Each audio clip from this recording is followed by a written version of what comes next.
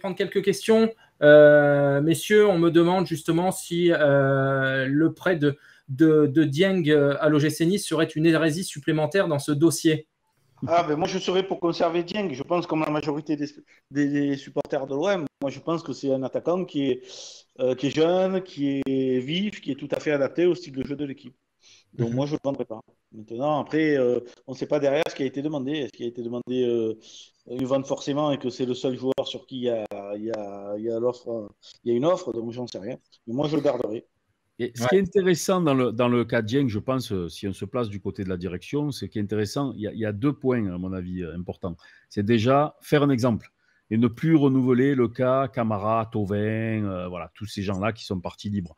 Donc, il veut absolument verrouiller le dossier avant de se retrouver l'année prochaine encore coincé, premièrement. Et ensuite, je pense que vis-à-vis de McCourt, pour eux, c'est important de montrer à quel point le petit projet trading qui est en train de se mettre en place, ça serait un peu le premier coup de Longoria.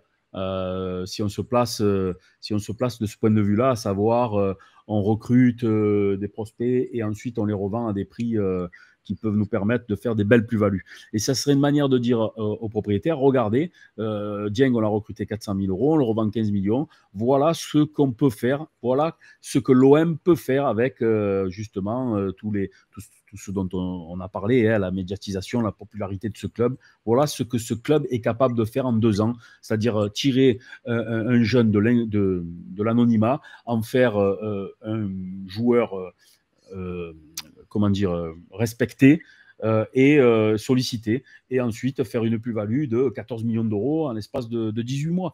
Et ça, je pense que c'est important symboliquement aussi pour peut-être rassurer le propriétaire.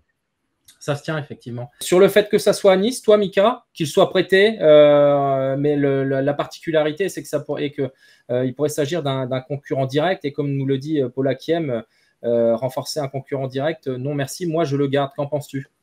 Oui, moi je suis tout à fait d'accord avec ça. À la limite, si vraiment cette histoire de refus de prolongation est dans les tuyaux et qu'on a la possibilité de faire une très très belle plus-value sur Dieng, pourquoi pas? Mais par contre, effectivement, pourquoi le vendre à un concurrent direct? Aujourd'hui, moi je pense que c'est un joueur qui a du potentiel.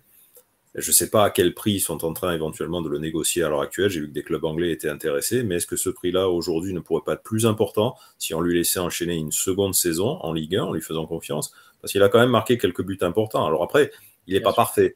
On a entendu, attendez, Dieng, c'est pas Samuel Eto'o, là-dessus, on est tout à fait d'accord. Par contre, c'est quelqu'un qui a du potentiel, un profil qu'on n'a pas beaucoup, c'est-à-dire de la vitesse et de la profondeur, qui est quand même capable de se créer des occasions franches, même s'il en a raté beaucoup. Moi, je pense que selon le prix qu'on nous en propose à l'heure actuelle, on aurait plutôt tout intérêt à le garder encore une saison pour le vendre l'année prochaine, parce que je crois que son contrat s'arrête en 2024. Ouais, mais Mika, justement, ils ne veulent pas se retrouver. Ils ne veulent pas se retrouver l'année prochaine, à 1 an de la fin de son contrat, dans la même situation que Camara. Et si après le joueur te fait du chantage et qu'il veut finalement rester et obtenir un départ libre, qu'est-ce que tu fais? Ils peuvent faire cette année aussi. Ils peuvent cette année refuser de partir quand même. Alors, oui, mais sauf que cette année, l'année de la Coupe du Monde, si tu lui mets la pression et que tu ne le fais pas jouer, ça va être quand même. Ça a beaucoup plus de moyens de pression avec un contrat de 2 ans qu'avec un contrat d'1 an. Elle est là la question. Et elle serait intéressante, Fla, que tu la poses dans le chat. Est-ce que, selon vous, si le joueur ne veut pas prolonger, par exemple, est-ce qu'il faut entamer un bras de fer, quitte à le mettre au placard pour pouvoir le vendre à tout prix, ou est-ce qu'il faut avoir une position beaucoup plus souple et miser sur un éventuel transfert l'année prochaine avec tous les risques que ça peut comporter, parce qu'en 1 an, les choses peuvent évoluer et le joueur peut après, à la manière d'un Khaled Tatsar, à la manière d'un Camara, faire traîner les choses jusqu'à la fin de son contrat. Et toi, tu regarde la manière forte aujourd'hui, je veux dire, quel message on envoie au club qui pourrait être intéressé par Dieng? C'est-à-dire qu'on a un joueur qu'on a mis sur le marché des transferts, qu'on veut absolument voir partir pour faire rentrer de l'argent, et en même temps, le fait qu'il refuse pour l'instant de prolonger, ça amène le fait qu'on le laisse sur le banc. Il est en train de pourrir sur le banc, il n'est même pas sur la feuille de match. Donc les clubs qui pourraient être intéressés, et moi si j'étais dans leur position, je me dirais quoi? Tiens, voilà un club qui veut absolument se débarrasser de ce joueur-là, pourquoi je veux lui en proposer un prix intéressant? Ils veulent le vendre, ils le font même plus jouer. Je trouve qu'en faisant ça, à l'heure actuelle, on le dévalorise plus qu'autre chose. Ça se tient aussi. C'est une certitude. Tu parlais de Camara, un Camara en chasse un autre, et justement, Mika, tu parlais aussi des qualités de Dieng en disant qu'il n'était pas parfait.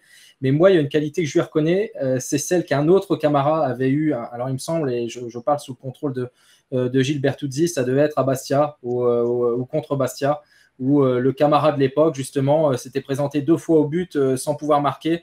Et à force d'abnégation, il avait réussi à marquer. Et, il en avait même pleuré après ce but-là. Et ben notre Bamba Dieng, je le vois comme ça. C'est que c'est clair qu'il rate, mais il continue. Tu le vois toujours aller au charbon pour essayer d'être là, d'être performant et de scorer. Et c'est un peu ce qu'on a vu de lui la saison dernière. Et pour un jeune joueur et pour une première saison, j'aurais trouvé intéressant qu'on puisse le conserver une année supplémentaire et justement faire augmenter sa cote pour espérer en tirer un profit plus important l'année prochaine. Mais bon, l'avenir nous dira ce qu'il en est du petit Dieng. Je pense que de toute façon, même s'il y a des parts de Bakambu, même s'il y a de la place qui se libère en attaque, je ne suis pas persuadé. Ou alors, il faudrait le prolonger et le prêter si on ne veut pas le voir jouer.